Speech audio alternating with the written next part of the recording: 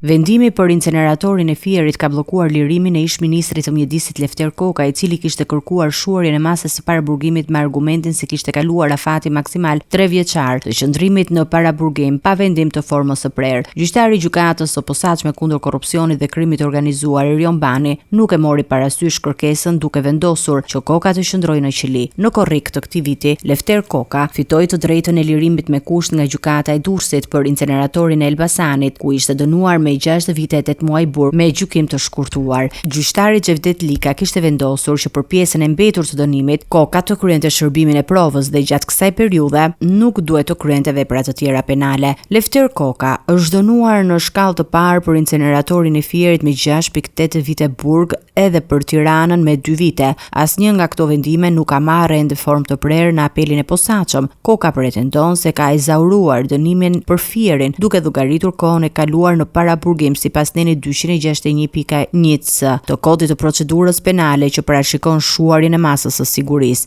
Çështja e inceneratorit të Fierit është rikthyer në gjykatën e apelit pas vendimit të gjykatës së lartë vetëm pak ditë më parë, duke lënë të paqartë afatin e mundshëm të lirimit të ish-ministrit.